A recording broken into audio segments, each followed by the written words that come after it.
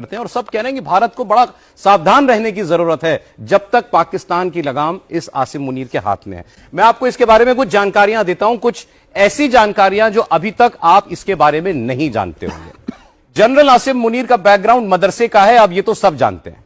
इसके पिता एक मौलाना थे और उसी मदरसे में ये आसिम मुनीर जो है वो उसने अपनी शुरुआती पढ़ाई भी की। ये परंपरागत सैनिक नहीं है। 1986 में जब जियाउल हक पाकिस्तान का राष्ट्रपति था तब इसे पाकिस्तान की सेना में भर्ती किया गया और अपनी रिटायरमेंट से सिर्फ 2 दिन पहले ये चीफ बना।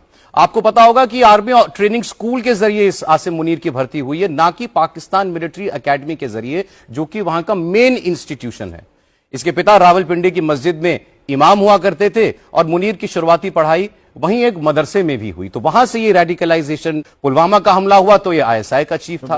अब ये पाकिस्तान की मिलिट्री इंटेलिजेंस का भी डायरेक्टर रह चुका है। तो 2 खुफिया विभागों का प्रमुख रह चुका है। रेडिकल आदमी है, बहुत कट्टर सोच का है। हाफिज कुरान खुद को कहता है, जब बातें करता है तो कुरान की आयतें बार बार अपनी बातचीत में कोट किया करता है और उसी से दुनिया को पता चला कि यह आदमी बहुत खतरनाक है।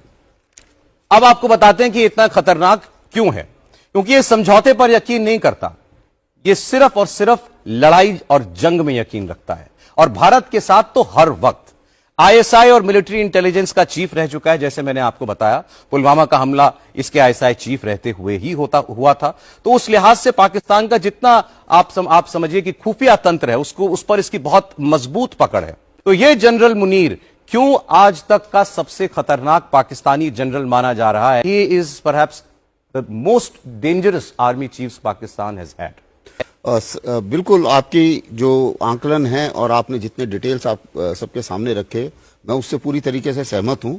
और इसमें मैं कुछ और चीजें ऐड करना चाहूंगा जिससे हम जब किसी अपोजिशन जर्नल को पढ़ते हैं तो उसके हम देखते हैं कि उसका ऑपरेशनल एक्सपीरियंस कहाँ ज्यादा रहा है।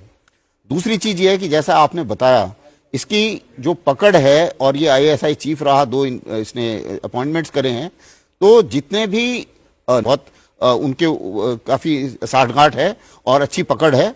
इसकी काफी पकड़ भारत में जितने ये कोलैबोरेटर्स हैं या स्लीपर सेल्स हैं, उनके ऊपर भी इसकी काफी पकड़ है। हादी में से है कि मर जाऊंगा लेकिन सरेंडर नहीं करूंगा, पहली बात।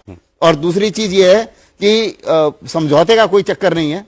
मेरे को जो है वो ये लड़ाई जंग जारी रखनी है जब तक मैं जिंदा हूं। इसको ये सच्चाई भारत के लिए ये एक बहुत बड़ा खतरा है। इसका रहना, इसका मतलब ये है कि आपको जो पॉलिसी है पाकिस्तान की, ब्लीड इंडिया विद 1000 कट्स, इसको ये बहुत आगे ले जाएगा। इसमें कोई शक नहीं कि ये एक ऐसा जर्नल है जिसका एम है हेट इंडिया। क्या अभी ये घटनाएं बंद होने वाली है? मुझे नहीं लगता, क्योंकि ये एक पागल है, जैसे बताएगा ये रेडिकलाइजेशन ज्यादा फैलाने की कोशिश कर रहा है आतंकवादी। सर जैसा जो आप लोग, मतलब ये ऐसा आदमी है जो तबाह हो जाए, अपने देश को डुबा दे, लेकिन सरेंडर ना करे। वो सोच, उस सोच से है ये। इसलिए हमें बड़ा सतर्क रहना पड़ेगा कि ये आइंदा भी जल्दी कुछ कर सकता है।